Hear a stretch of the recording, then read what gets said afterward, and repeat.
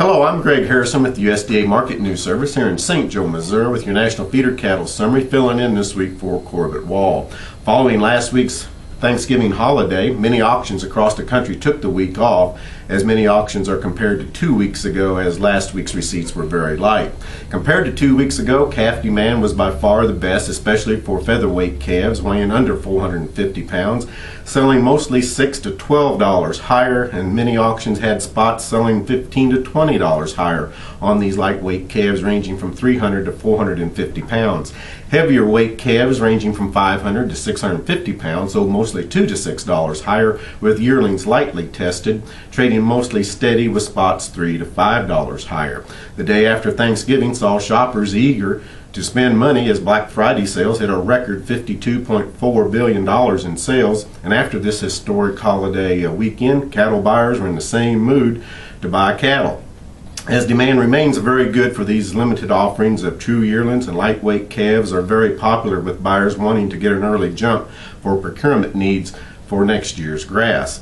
In Ogallala, Nebraska, at the Ogallala Livestock Auction, they sold 170 head of steer calves that had a weighted average weight of 431 pounds, and they sold with a weighted average price of $206.08. And they also sold 2 loads of 730 to 750 pound fancy steers, selling from $159 to $162.10. At many auctions reported across the country, we're seeing $20 to $30 per hundredweight price spreads between steer and heifer calves, as steer calves are in a very good demand and the popular choice and preference right now of the cattle buyers.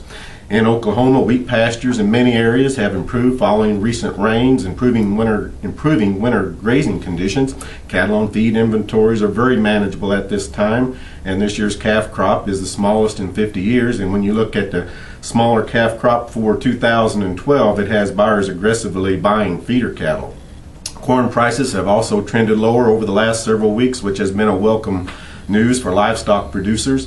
December corn futures have lost about $1.75 when you go back to the end of August to the 1st of September, as demand has slowed with lower export sales and a higher dollar, and the issue of the European debt crisis pressuring corn prices.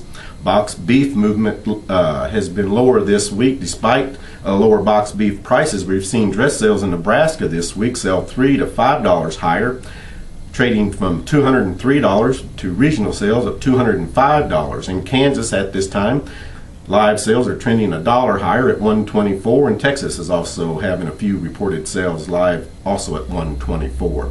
Fed and feeder cattle prices are showing resilience going into this Christmas season. Hopefully this will give cattlemen a very merry and thankful holiday season.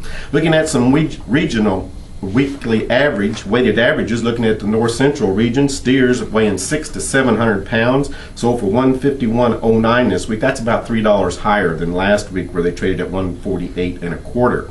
And 700 to 800 pound steers traded at $145.19. That's about $3.50 higher than last week, where they traded at $141.62. 800 to 900 pound saw sales, weighted average sales at $141.77. That's up about $3 from last week, where they traded at $138.89. And in the south central region, steers weighing 500 to 600 pounds average $157.60 this week. That's about $5 higher than last week's weighted average price of $152.49. 600 to 700 pound steers average $147.99, about $2 higher than last week at $145.47. And 700 to 800 pound steers traded at $143.33, about $1 higher than last week at $142.76. And this has been your Market News Report. Corbett will be back with you next week. You can catch more of our markets at this website. Thank you for listening. See you later.